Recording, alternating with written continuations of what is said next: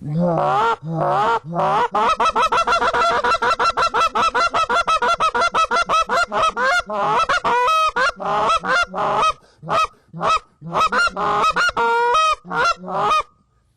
Dave Hochman with Gun Dogs Online, and today I'd like to talk to you about goose calling techniques.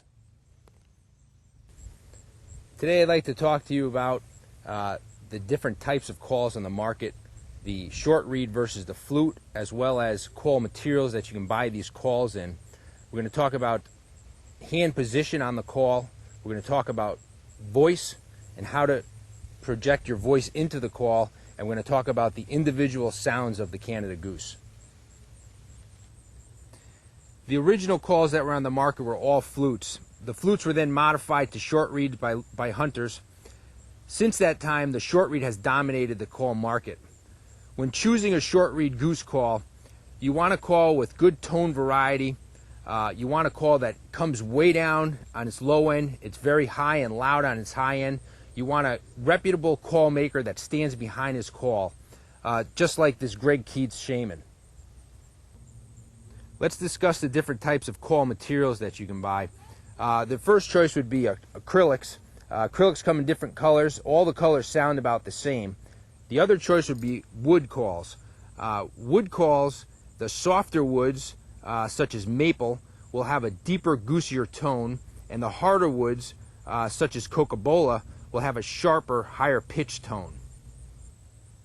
Next, I'd like to talk to you about hand position and mouth position on the call. As far as your hand position is concerned, you're going to hold the call between your first and second fingers like this. You're then going to close your next three, and you're going to open and close your middle finger to create back pressure.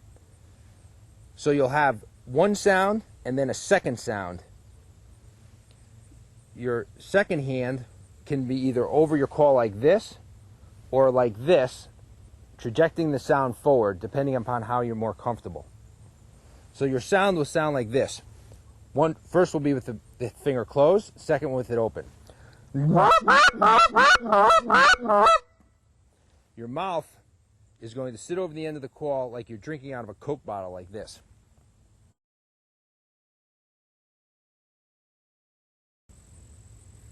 Next, I'd like to talk to you about voice and projecting voice into the call. Beginning goose hunters have great difficulty with this. It's not nearly as difficult as it seems. When we talk about voice, what we're talking about is making that low-end goosey sound, such as this. A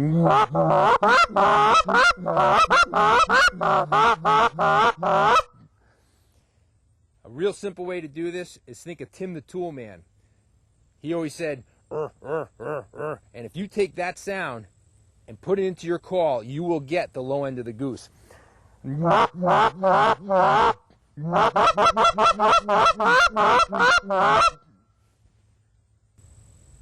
Now let's talk about the Canada goose sounds and how to make them on a call. The first call is the cluck, which is the foundation of all calls. It's the most basic of the calls. To say this, or to do this into your call, what you're going to say is "gur it," and it's going to go like this.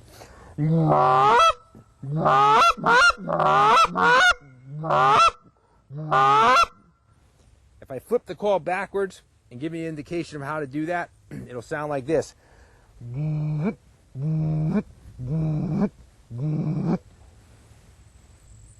Next, let's talk about the murmur. A simple sound by the goose. It's a low tone that they make. It's simply the gur on the front end of your cluck without the it. So it sounds like this. If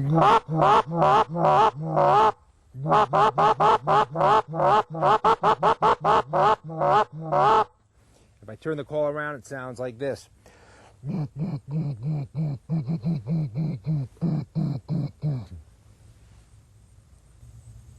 Next call I want to talk about is the double cluck.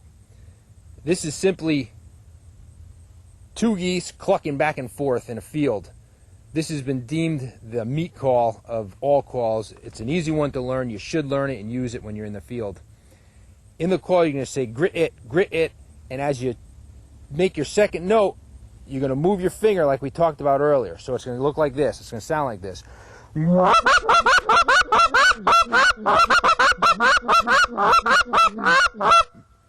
if I turn the call around backwards and make that same sound, it sounds like this.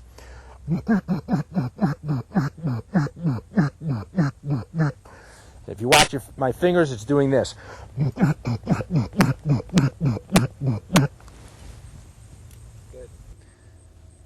The moan is probably the deadliest call I've seen of all the calls on geese. I don't know what it says to them, but it's absolute death on Canada geese. To make the sound, you're going to say hee-aw into the call like this.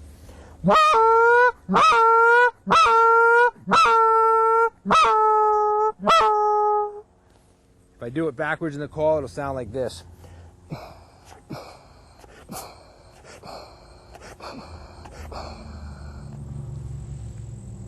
The hail call is a call you're going to use when the birds are way off in a distance and you want to get their attention. To make the sound, it's very loud, and you say into the call, honk, like this. And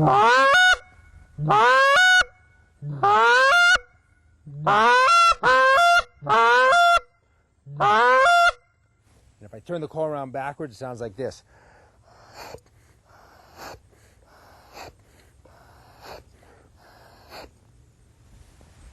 The comeback call is a call you're going to make when you lose them. You have to sound very desperate in this call. The further they get away and the harder they're pulling out, the more desperate you want to sound and the louder you want to get as they move away. And it's a combination of whines with moans, and it sounds like this.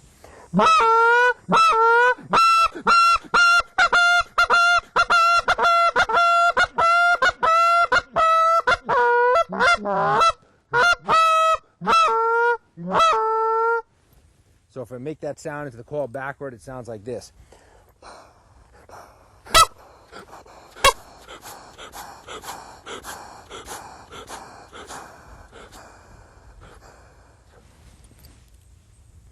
The laydown call is a call that you want to put on the birds when you're going to finish the deal. It's that last 50 yards, 25 yards, you want to bring them closer. It's low-end stuff with murmurs, moans, and clucks all mixed together. And it sounds like this.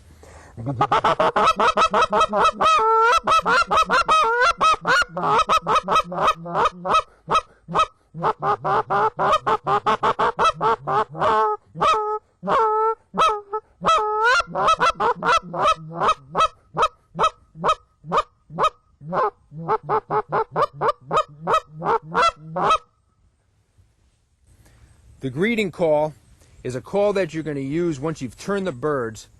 You've done your loud honk or hail call. The birds have turned, they're coming towards you, and now you want to greet them. You're going to start out slow and you're going to speed it up. And in the repetition, you're going to do clucks, double clucks, and some whines. And it's going to sound like this.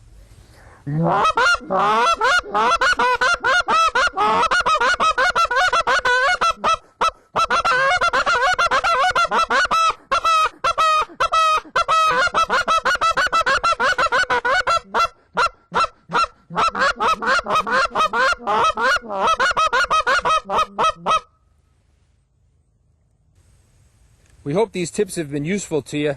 We hope that you can use them in the field and they bring you greater success on Canada goose hunts. In the future, keep an eye open for other tips, waterfowl tips, both Canada geese and ducks here on Gun Dogs Online.